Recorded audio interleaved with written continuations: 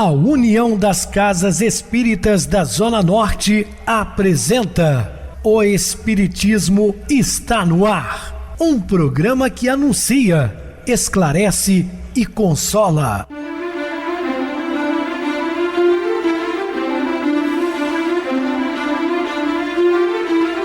Não se turve vosso coração. Credes em Deus, credes também em mim. Na casa de meu pai há muitas moradas. Se assim não fora, eu vou-los teria dito, pois vou preparar-vos lugar. O Espiritismo está no ar. Sintonize esta frequência. Pare, pense na vida, faça perguntas. Uma ótima noite para você. Hoje, dia 16 de fevereiro de 2024, sexta-feira. Muito obrigado pelo carinho, pela sintonia. Rádio Clube FM, sua voz e a nossa voz. Estamos no ar de segunda a sexta desde 2014 pela emissora. Depois passamos a transmitir o programa via YouTube. O canal é Viver _melhor. Se inscreva, deixa seu like, sua opinião. Ela é muito importante para nós. Estamos com o bazar funcionando na Casa Espírita Maria de Nazaré, de segunda a quinta, de 13h30 às 16 horas. Prestigie o nosso bazar. Temos palestras todas as sextas-feiras. Eu aproveito para convidar os irmãos que estão aqui na nossa região, que logo mais às 20 horas eu estarei na Casa Espírita Maria de Nazaré fazendo uma palestra. Estão todos convidados. Recebo carinhosamente minha querida amiga expositora espírita Isa Rita. Uma boa noite, seja muito bem-vinda. Boa noite, Pedrosa, aqui reunidos para o estudo do Evangelho de Jesus, seus caminhos. Então, que a gente possa se conscientizar da importância do estudo e de colocá-lo em prática, por isso nós já vamos ao estudo. Sim, nós vamos ao estudo da noite falando sobre bem-aventurados os que choram, porque serão consolados. Dúvidas, entre em contato conosco, ligando para a Clube FM, que é 0 operadora 32 3211 5697. Quer falar comigo? Utilize a TIM 988012675. O WhatsApp 999387699, o e-mail, o espiritismo está no ar, @hotmail.com. Interajam conosco, façam perguntas, tirem dúvidas, podem dar sugestões ao programa. Estamos à disposição dos ouvintes. Vamos agora para aquele momento muito especial, que é o nosso momento de oração. Sintonize esta frequência. O Espiritismo está no ar. Momento de oração. Ó Deus, liberta-me da tirania do instinto que me impede os voos na tua direção. O instinto me rebaixa e me escraviza ao sexo, ao orgulho, à vaidade, ao vício e à corrupção. Torna-me um joguete incapaz de libertação. Esse instinto nasce nas entranhas do meu ser, da mesma maneira que ali nascem a vocação para a liberdade, a necessidade da fé e a grandeza da esperança. E é para nesse ponto mais íntimo que encaminho agora os meus pensamentos de resistência, de disposição de dominar-me e de construir, mesmo frente às dificuldades mais fortes, um futuro de paz. Fortalece-me nestes propósitos, que eu possa olhar sem cobiça ou ambição, trancar a palavra ferina e montar um esquema de defesa íntima. Dá-me ampliada visão do bem, do valor do amor e da paz, e sustenta-me em pé diante da influência do vício e das más companhias. Obrigada, Senhor. Estamos apresentando O Espiritismo está no ar. Bem, meus amados irmãos, estamos de volta com o assunto da noite, falando bem-aventurados os que choram, porque serão consolados. Mateus capítulo 5, versículo 4. Pois tantas vezes nós acreditamos que somos os que choram e precisamos o tempo todo de colo. Ao contrário, enxergue suas possibilidades de ser o meio de esperanças e esclarecimento ao teu irmão que jaz em trevas. Então, nós pensamos em sofrimentos, em dores, problemas de todas as ordens, mas esquecemos que muitos dos nossos irmãos estão muito pior do que estamos agora, e que nós possamos servi-los de esperanças, né? para o futuro. Seja tu o móvel de conforto e esclarecimento. Assim suas lágrimas enxugarão à medida que conseguir secar o pranto dos desesperados. Você conhece o Cristo na intimidade? Esses irmãos necessitam também conhecê-lo.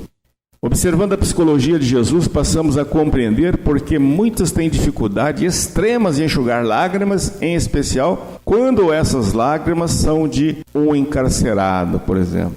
A gente não se coloca no lugar do outro. A empatia, sentir o que ele está sentindo. Pois ainda lhe falta a primeira bem-aventurança, que é a marca forte em todo grande homem que passou pela terra. A humildade, característica de Madre Teresa de Calcutá, Chico Xavier, Francisco de Assis e tantos outros. Inclusive o apóstolo das grades também, né, que é o apóstolo das gentilidades, que no final vivia sempre encarcerado.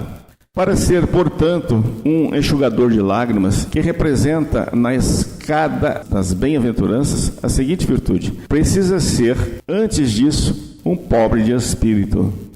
Primeiro degrau das virtudes das bem-aventuranças, pois sem humildade não há trabalho legítimo da caridade. Aliás, a caridade é o movimento sagrado da vida que desenvolve a centelha divina do amor. Então a caridade é o amor em ação, né?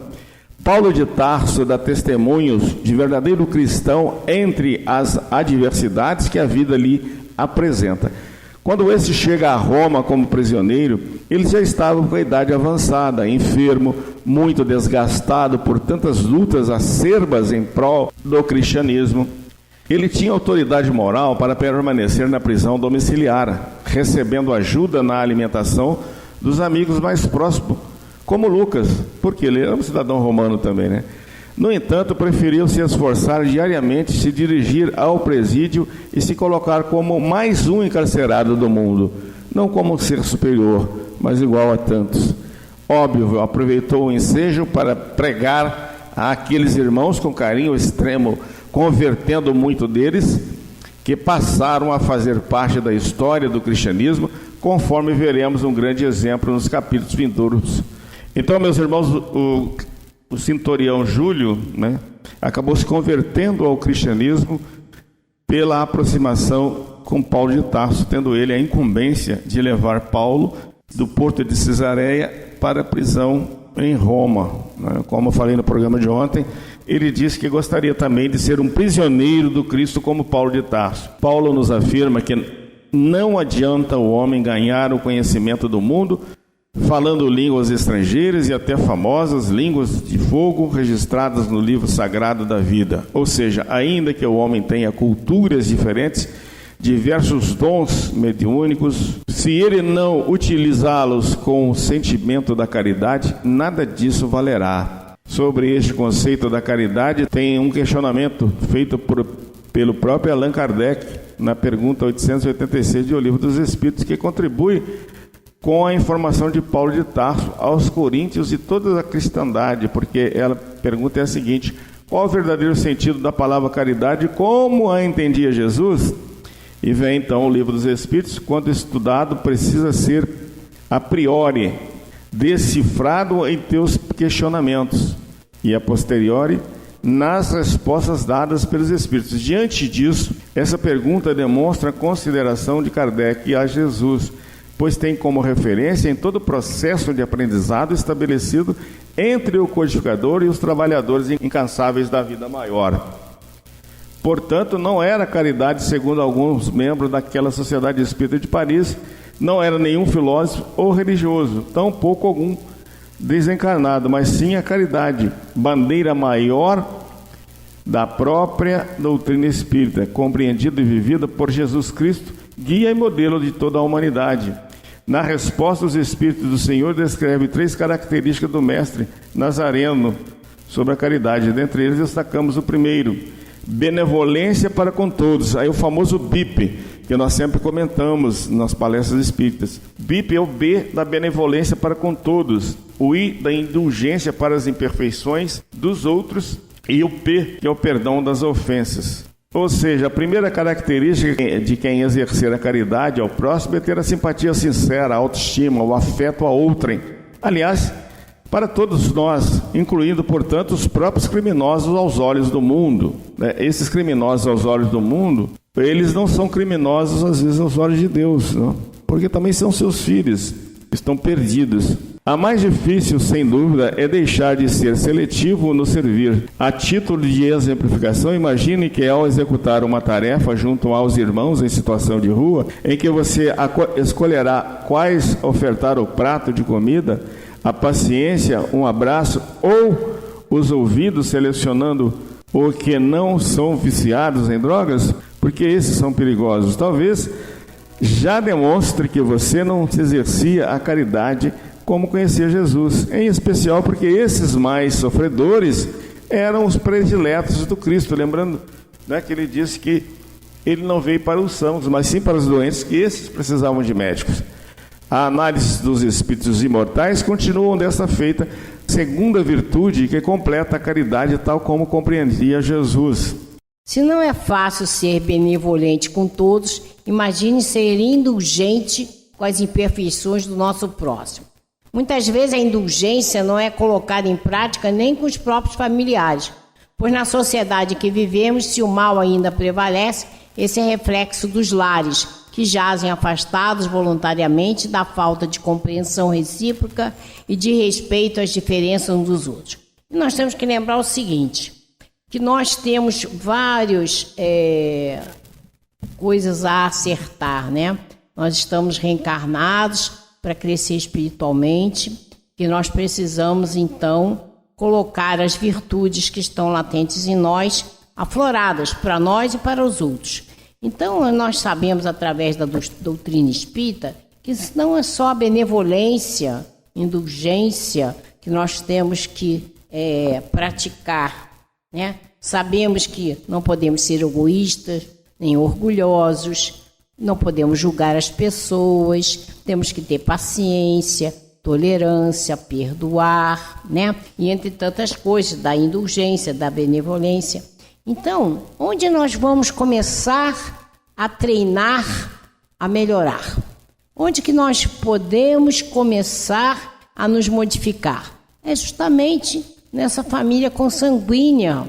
Então, são as pessoas que não estão juntas por acaso, que têm, às vezes, pendências de outras vidas a acertar, né? E aí é uma oportunidade você estar junto com elas para exercitar tudo aquilo que você precisa melhorar, né? Porque a gente, por exemplo, estando andando na rua, e você vê uma pessoa que você não gosta, não é uma atitude cristã, mas você pode dar meia volta, volver e não olhar para ela, não encontrar com ela, não ser obrigado a encontrar com ela. Mas dentro de casa, às vezes, né, justamente podem haver, entre aspas, inimigos espirituais, que ninguém, como disse Kardec, é inocente, né? Todos nós ainda estamos no planeta de provas e expiações, com coisas a melhorar. Então ali é oportunidade, porque você de manhã vai ver a educação, a gentileza, pelo menos um bom dia, vai sentar à mesa junto, você vai conviver com aquelas pessoas. E é ali que a gente chama de cadinho, né? Onde a gente vai ter oportunidade de exercer tudo aquilo que a gente precisa melhorar, e tá aí. Então a gente está falando sobre a indulgência, então tá aqui, ó. Muitas vezes a indulgência não é colocada em prática nem com os próprios familiares. Então nós temos que começar a entender isso. Nós temos que fazer a nossa modificação, a reforma íntima, aproveitar justamente aquele convívio familiar, o convívio dos amigos, o convívio das pessoas no trabalho, porque a gente tem que ter essa mesma postura com todas as pessoas, que estão fora dos muros da nossa casa, porque fazem parte da nossa família universal. Então a importância que está chamando aqui da gente de começar a indulgência dentro do lar. Jesus não apenas verbalizava, sobre tudo agia. Não adianta a gente falar, não adianta só estudar, fazer o que a gente está fazendo é muito importante, mas já temos que colocar em prática. O Bezerra de Menezes diz que já não cabe no momento só estudar, a gente tem que agir.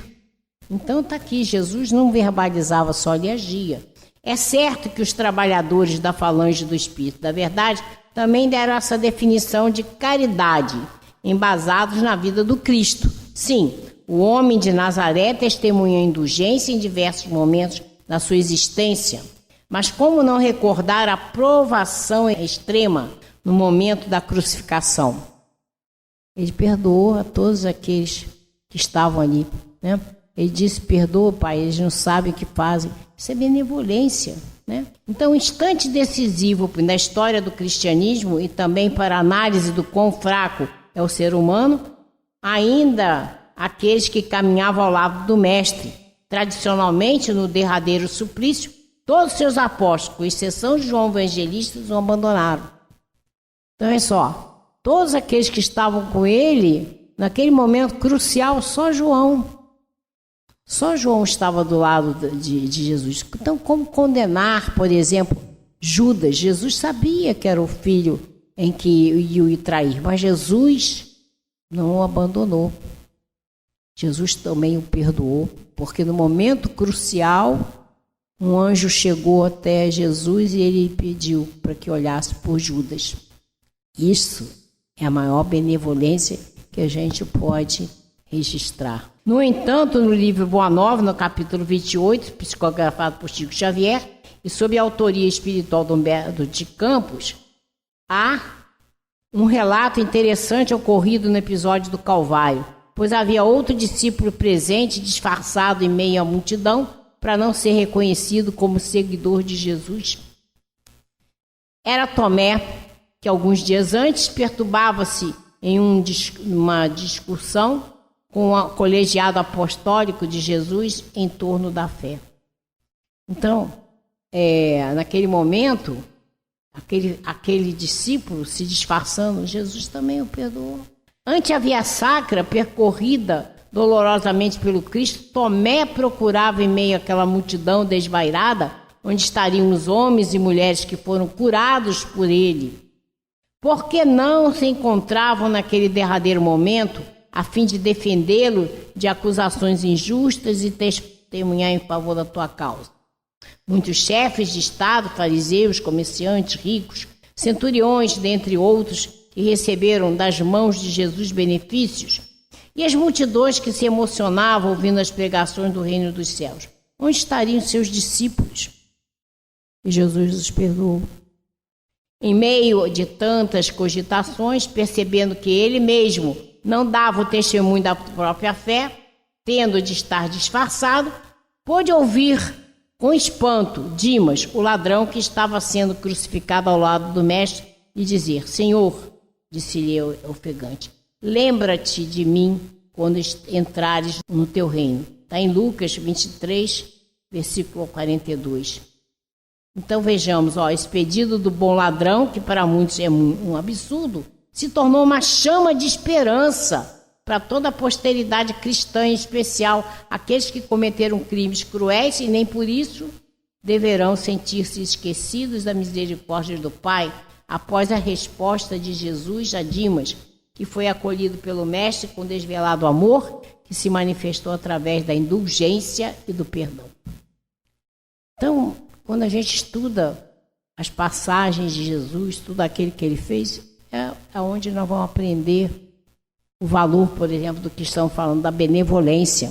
Saibamos entender a mensagem de Jesus sobre a benevolência. Esses exemplos que a gente está falando, sejamos também benevolentes com as pessoas, porque a gente quer que os outros sejam benevolentes com nossos erros. A gente pede a Deus para perdoar nossos pecados, e por que a gente não vai perdoar o outro? Somos melhores do que os outros? Somos todos filhos do Pai, como o Pedrosa mesmo falou. Deus olha por igual, o bom e o mal. Ele não tem privilégio pelos seus filhos. Deus nos olha, como dizem os Espíritos, como seres angelicais. Ele só está esperando que cheguemos lá. Então vamos fazer a nossa parte, aproveitar a nossa reencarnação, fazer a nossa modificação, fazer a nossa reforma íntima. Mas para isso a gente precisa fazer o que estamos fazendo, estudar, entender o caminho traçado por Jesus, entender que nós, como disse Jesus, Vós sois Deus, as virtudes estão em nós, vamos fazer brilhar a nossa luz fazendo o quê? Colocar para fora essas virtudes. E aí, não só conosco, mas com as pessoas que estão à nossa volta. Então, vamos entender as mensagens de Jesus, vamos buscar ser benevolentes, como nós estamos falando aqui. Mas tantas outras coisas nós temos que fazer, né? Vejam, Dimas não pede para entrar no tão almejado reino dos céus, mas pede que o Cristo de lá lembre-se dele. Pois em reino é individual, esse reino é individual e não está situado em região geográfica específica ou atingirá na morte física ou no julgamento final. Esse reino de calmaria e felicidade é fruto da paz de consciência pelo dever cumprido de cada dia. Isso que nós temos que buscar. Buscar melhorar para termos paz, né? Essa paz é que vai nos poder garantir a felicidade da reforma íntima. A felicidade de conseguir melhorar. Nós não vamos melhorar tudo que precisamos, mas vamos fazendo aos poucos. Como dizia Francisco de Assis, vamos fazer um pouco cada vez, que daqui a pouco a gente está fazendo o impossível. Mas se a gente não começar a se sacudir, se melhorar, sair dessa mesmice, a gente não aproveita a nossa reencarnação. Inerente a qualquer posição social, ao passado delituoso, basta arrepender-se, tomar a cruz de cada dia e seguir os passos de Jesus com fidelidade. Não é só se arrepender.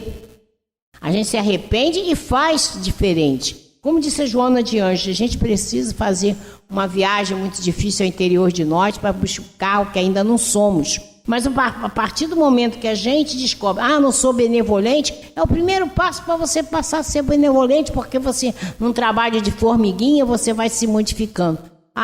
Uma situação que aconteceu, eu não consegui ser benevolente, mas na próxima é você. E assim a gente vai conseguindo, pouco a pouco, realmente ser.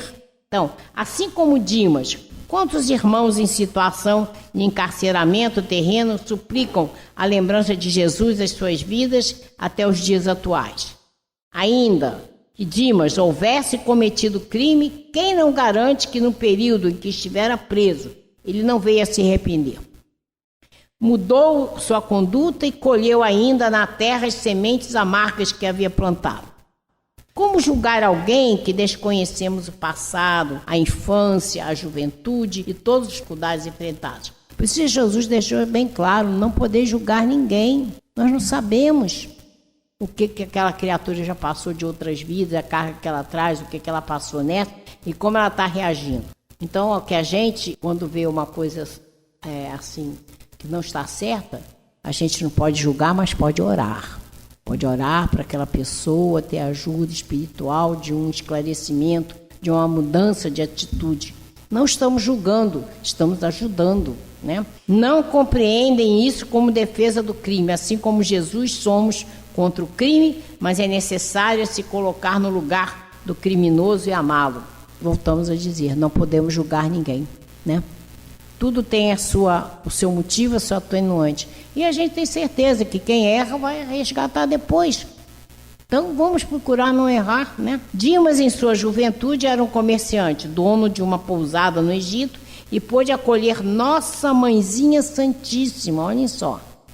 José e o menino Jesus, quando este precisava fugir de Belém, após perseguição do reino de Herodes, que buscava matar o recém-nato, que ameaçava o seu reinado, sendo Cristo o rei da vida. Olha o retorno da bondade de Dimas. Ele acolheu o menino Jesus com sua mãe e seu pai. E naquele momento crucial, ele ainda teve a humildade de pedir ajuda. E é claro que isso aconteceu. Outros 2 companheiros de Dimas, que ao lado dele cometiam crimes na região, tentaram assaltar a Sagrada Família. Olhem só. O famoso criminoso, porém, movido por forças espirituais que nem mesmo ele saberia explicar, defendeu Jesus Cristo sem saber que ele estava diante do governador espiritual de toda a terra, o Salvador, que mais tarde estaria sendo crucificado ao seu lado. E é por isso que é conhecido como o bom ladrão. Então, olha só, ele foi utilizado para fazer o bem. Ele podia ser ladrão, mas ele tinha um bom coração.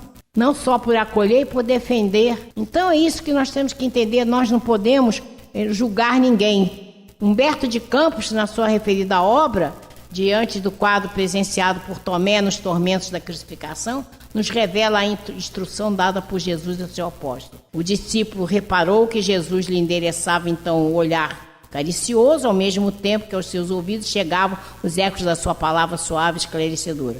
Vês, Tomé, quando todos os homens da lei não me compreenderam e quando os meus próprios discípulos me abandonaram, eis que encontro a confiança leal no peito de um ladrão. Grande lição essa daí, né? Uma grande lição e também um grande esclarecimento para muitos dos nossos irmãos que até hoje acreditam que basta o arrependimento para a salvação, porque eles referem exatamente ao ladrão na cruz ao lado de Jesus. Só, meus queridos irmãos, olha a trajetória desse espírito. Ele é um espírito bom, um ser, de certa forma, iluminado, que só praticava o bem. E muitos não sabem o motivo pelo qual ele foi sentenciado à morte com Jesus na cruz, crucificado. É porque chega um determinado momento, ele estava passando por muitas dificuldades financeiras e seus pais idosos estavam passando fome. Então ele resolveu furtar algumas aves de um romano para matar a fome dos seus pais e foi pego. Esse é o crime que ele cometeu. Não foi um crime de assassinato, de coisas assim. Então as pessoas acham que basta arrepender, aceitar Jesus, está tudo certo. Não está tudo certo não, meus irmãos. Nós vamos ter que fazer, é o primeiro passo, obviamente, né? Mas tem que fazer todo o caminho de volta. Então, meus queridos irmãos, no programa de segunda-feira nós vamos falar sobre um novo assunto, a grande lição. Vamos agora para o intervalo musical, a seguir a nossa oração final. Convite à reflexão.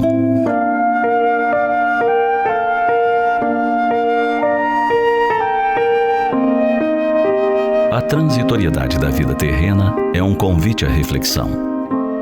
Os homens em geral se empenham para atingir variados objetivos. Elegem metas por vezes ambiciosas e dedicam suas vidas a conquistá-las. Também fazem de tudo para ver seus filhos vitoriosos, conforme os padrões do mundo. Pagam-lhes bons colégios, cuidam de sua instrução formal com desvelo. Esses objetivos costumam ser louváveis. Como vivem em um mundo material, os homens precisam se ocupar das coisas tangíveis. Não dá para se tornar um peso nos ombros do semelhante enquanto se filosofa sobre tudo e sobre nada. Apenas não é prudente esquecer que as questões materiais fatalmente passarão. No esforço de conquistar ou manter coisas, não compensa comprometer a própria dignidade. Às vezes parece que certa conquista é questão de vida ou morte. Se dado cargo não for conquistado, a vida parecerá sem sentido. Entretanto, a permanência nesse cargo será por pouco tempo, considerando a eternidade da vida que jamais se esgota. Do mesmo modo, a paixão pode colorir de modo excepcional o afeto que alguém inspira. Ainda que ele seja comprometido, parece que tudo se justifica, desde que seja possível viver aquele sonho dourado. Nessas situações, a criatura pode se permitir comportamentos indignos. Ocorre que a felicidade jamais é fruto de indignidade. A paixão violenta, cedo ou tarde, amainará. O cargo importante mudará de mãos. O dinheiro será consumido, perdido, roubado ou apenas deixado para trás no momento da morte. O automóvel novo se desgastará e sairá de linha. Em suma, tudo passa e lentamente perde a importância. Mas é preciso conviver para sempre com o que se é. A realidade íntima não se altera com o simples passar do tempo. Ela não se desgasta, não se torna obsoleta e nem se recicla sem vontade e esforço. Muitos espíritos, pelo fenômeno mediúnico, relatam sua decepção após a morte física. Tiveram de contemplar suas posses e conquistas materiais passarem a outras mãos. Ao mesmo tempo, constataram a miséria a que se reduziram à custa de atos indignos. Renasceram para evoluir e transcender, e se tornaram grandes devedores perante a vida.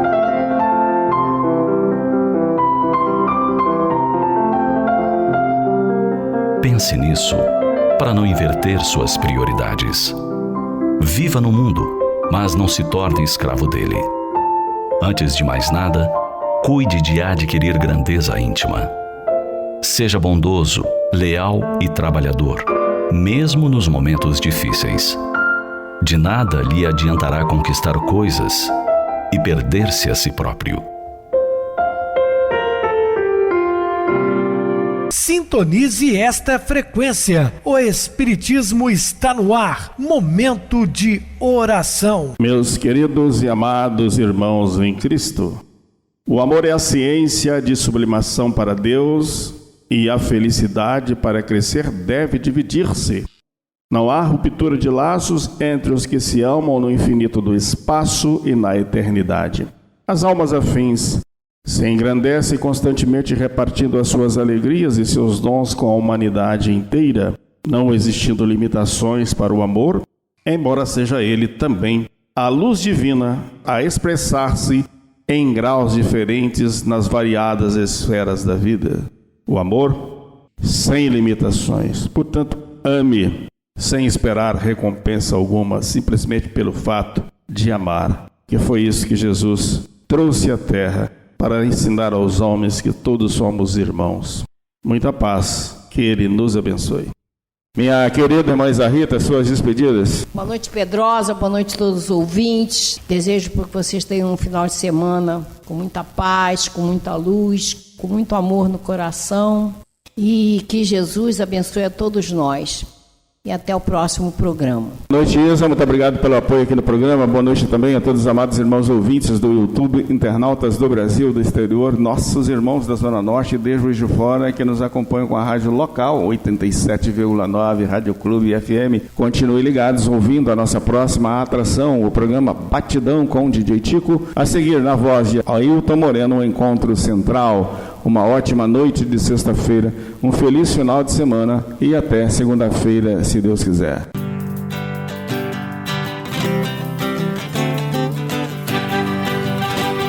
A União das Casas Espíritas da Zona Norte apresentou O Espiritismo está no ar, anunciando o Evangelho de Jesus, esclarecendo sua mensagem, consolando corações. Olhe pro céu e descubra imagens de luz.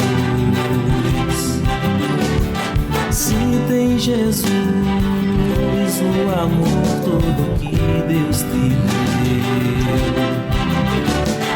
Pense no bem, no melhor em que pode fazer.